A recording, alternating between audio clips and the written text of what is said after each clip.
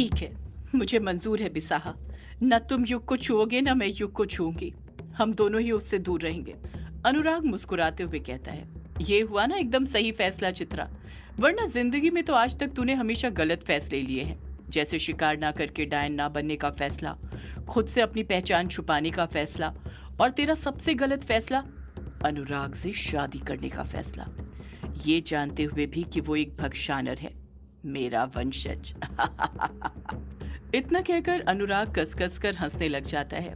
उसकी हंसी ग्रेवयार्ड कोठी के अंदर गूंजने लग जाती है। जैसे अनुराग की हंसी की आवाज गूंजना बंद होती है, अनुराग बोल पड़ता है। बातें बहुत हुई चित्रा, आ अब बिसाहा करते हैं। अनुराग कुछ सीरियस होते हुए कहता है। तुझे तो काली दुनिया के बारे में कुछ पता ही नहीं होगा चित्रा, तो मैं ही तुझे बता देता हूँ कि बिसाहा कैसे किया जाता है। बिसाहा दो तरह से किए जाते हैं, एक बालों के जरिए और दूसरा खून के जरिए। और हम जो बिसाहा करेंगे वो करेंगे खून के जरिए, क्योंकि अगर मैंने तेरा बाल तोड़ा तो तू तो वैसे ही कमजोर हो जाएगी। आखिर तू डायन जो है, और मैं नहीं चाहता तू कमजोर हो। आगे तू मेरे बहुत काम आने वाली है। चित्रा खामोश खड़ी रहती है। इसी बारे में सोचती रहती है कि अनुराग उससे क्या कराना चाहता था, वो उसके किस काम आने वाली थी। अनुराग फिर बोल पड़ता है। अपना हाथ आगे कर चित्रा। चित्रा अपना सीधा हाथ आगे बढ़ा देती है। अनुराग भी अपना सीधा हाथ आगे बढ़ा देता है। अनुराग अपने लंबे नुकीले नाखून से अपने एक हाथ से दूसरे हाथ पर एक खरोंच मारता है और उसके शरीर के अंदर से काला खून निकलने लग जाता है। वो उस काले खून को अपनी उंगली पर लगाता है और चित्रा की कलाई पर उससे कुछ लिखने लग जाता है। जैसे अनुराग चित्रा की कलाई पर कुछ लिखना शुरू करता है, चित्रा को दर्द का एहसास होने लग जाता है। उसको ऐसा लगता है जैसे वो उसके हाथ पर गर्म गर्म सलाखें चुभ हो रहा हो। अनुराग चित्रा की कलाई पर कुछ लिख ही रहा था कि तभी चित्रा को जो गर्म सलाखें चुभोने वाले दर्द का एहसास हो रहा था वो कम होने लग जाता है, क्योंकि उसे एक ऐसे दर्द का एहसास होने लग गया था जो उन सलाखों के चुभोने से भी बड़ा दर्द था। और वो दर्द था युग से बिछड़ने का, एक माँ का अपनी औलाद से दूर होने का दर्द। वो जानती थी कि वो अनुराग के साथ ऐसा बिसाहा करने जा रही थी जो उसे युग से हमेशा हमेशा के लिए दूर ही नहीं करने वाला था, बल्कि हमेशा हमेशा के लिए अलग करने वाला था। इसके बाद वो फिर कभी युग से नहीं मिल सकती थी। उससे मिलना तो दूर, वो उसे छू तक नहीं सकती थी। जब अनुराग चित्रा की कलाई पर अपने काले खून से कुछ लिख देता है तो वो चित्रा से कहता है। अब जो मैंने तेरी कलाई पर लिखा है उसे तू अपने खून से मेरी कलाई पर लिख चित्रा। चित्रा की नजर जब अपनी कलाई पर पड़ती है तो वो देखती है कि अनुराग ने 2 लाइनों में उसकी कलाई पर काले खून से कुछ लिखा हुआ था। चित्रा वो शब्द जो अनुराग ने उसकी कलाई पर अपने काले खून से लिखे थे उसे पढ़ते हुए मन ही मन बड़बड़ाती है। दूर रहना बिसाहा है, पास आना मृत्यु है। ये पढ़कर चित्रा समझ गई थी कि ये बात अनुराग ने युग के लिए लिखी थी। उसे युग से दूर रहकर बिसाहा निभाना था, और यदि वो उसके पास गई तो बिसाहा टूट जाएगा और उसकी मौत हो जाएगी। ये बात पढ़ते ही चित्रा कहीं खो जाती है। वो एक टक नजर से अपनी कलाई की तरफ ही देखे जा रही थी। अनुराग चिढ़ते हुए चित्रा से कहता है। क्या कर रही है चित्रा, जल्दी कर, अपने खून से वो बात मेरे हाथ पर लिख जो मैंने तेरे हाथ पर लिखी है। अनुराग की ये बात सुनकर अगले ही पल चित्रा अपने लंबे नाखून से अपने हाथ पर खरोंच मारती है। उसके हाथ से लाल खून निकलने लग जाता है, पर इस बार चित्रा दर्द से जरा भी नहीं कराती है, क्योंकि वो तो युग से बिछड़ने के दर्द में पहले ही गमगीन हो चुकी थी। अनुराग अपना दूसरा हाथ आगे बढ़ा देता है, वो हाथ जिस पर 5 निशान बने हुए नहीं थे। अनुराग फिर चित्रा से बोल पड़ता है। अब खड़ी क्या है चित्रा, जल्दी कर और लिख मेरे हाथ पर ये बिसाहा वाली बात जो मैंने तेरे हाथ पर लिखी है। चित्रा अपनी खून से सनी हुई उंगली अभी अनुराग की तरफ बढ़ाई रही थी कि तभी वो घबराते हुए बोल पड़ती है।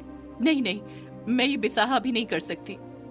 जैसे अनुराग चित्रा के मुंह से ये बात सुनता है वो गुस्से से भर जाता है। अनुराग गुस्से से अपनी मुट्ठी भींचते हुए चित्रा से कहता है। ये क्या नाटक लगा रखा है चित्रा तूने? इतना सब हो जाने के बाद तू बिसाहा करने से मना कर रही है। अगर तुझे बिसाहा नहीं करना तो मत कर। मैं अभी इसी वक्त तेरे बेटे युग का और तेरा अंत कर देता हूँ। चित्रा ना में अपना सिर हिलाते हुए कहती है। नहीं नहीं भक्षानर, ऐसा मत करना। मैं बिसाहा करने से मना नहीं कर रही हूँ। मैं तो बस ये कह रही हूँ कि मैं अभी इस वक्त बिसाहा नहीं कर सकती। अनुराग हैरानी के साथ चित्रा से कहता है। तू अभी बिसाहा नहीं कर सकती, पर क्यों? चित्रा नम लहजे के साथ अनुराग से पलट कर कहती है।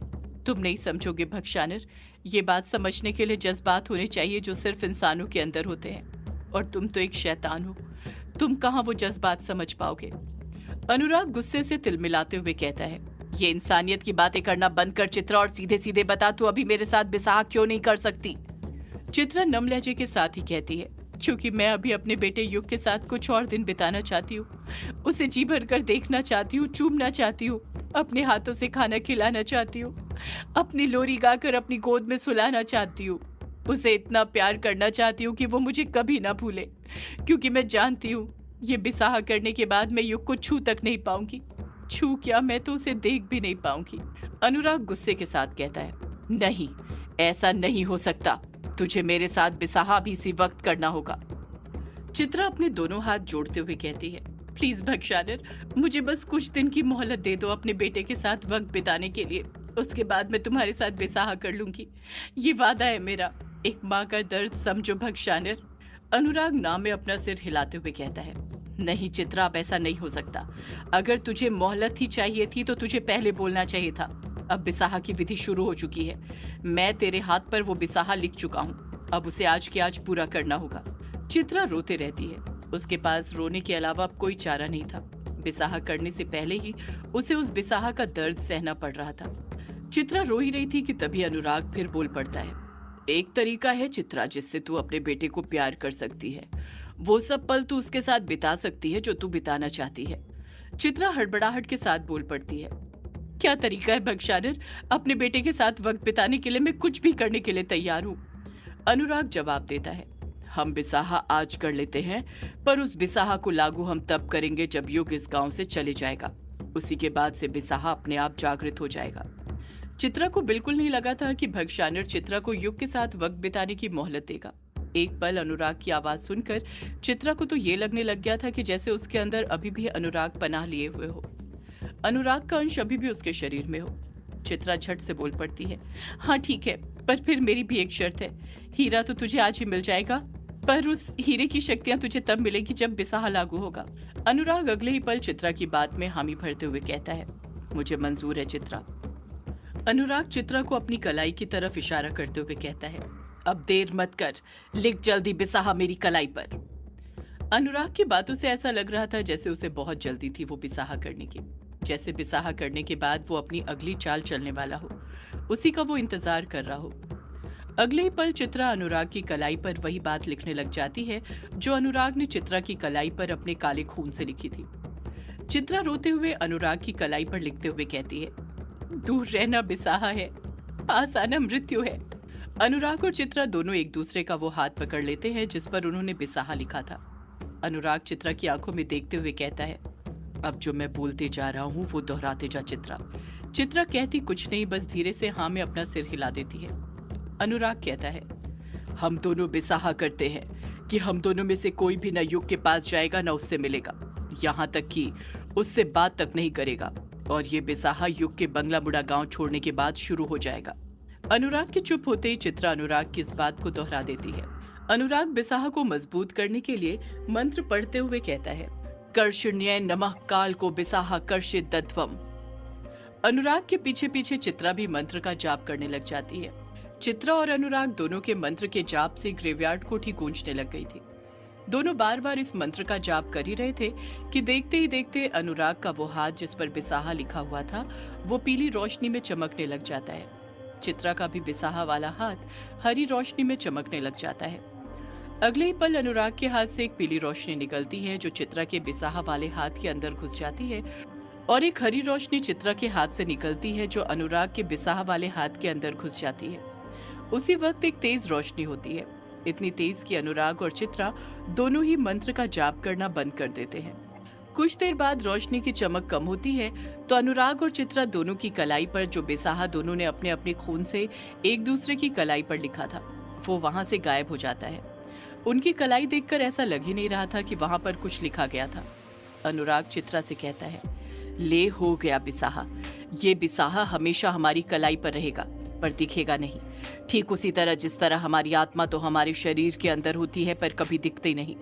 ये बिसाह हमेशा हमारे अंदर समाये रहेगा, और जब भी हम दोनों में से कोई भी युग के पास जाएगा हमारे शरीर को आघात करेगा हमारी मौत आने तक। चित्रा चुप ही खड़ी रहती है।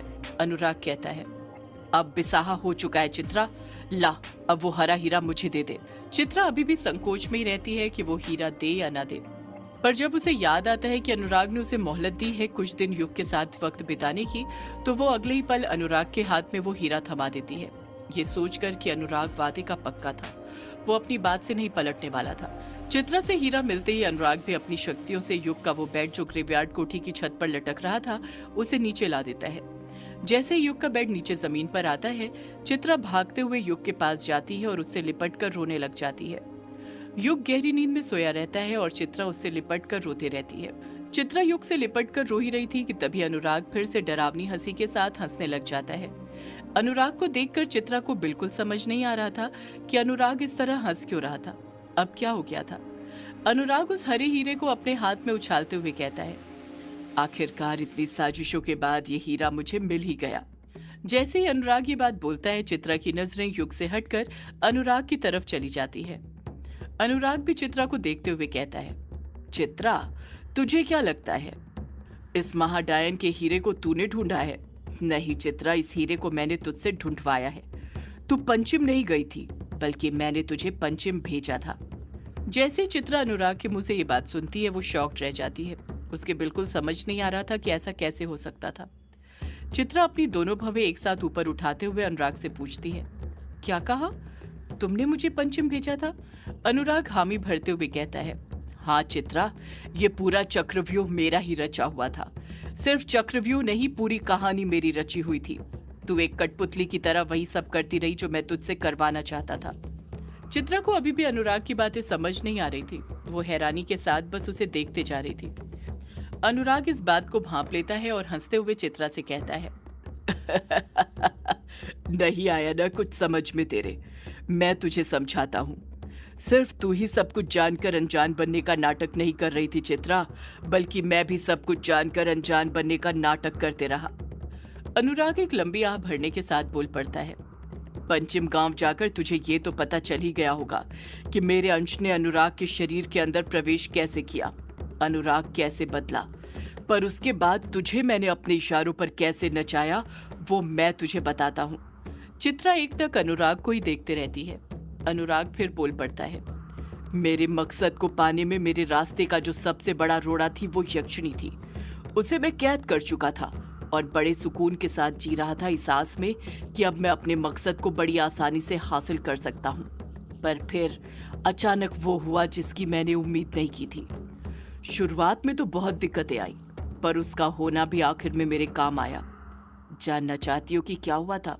चित्रा आगे जानने के लिए पूछती है, क्या हुआ था?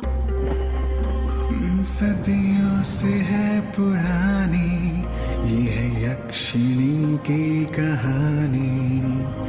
यक्षिणी एक आग है, यक्षिणी तेरा ख्वाब है।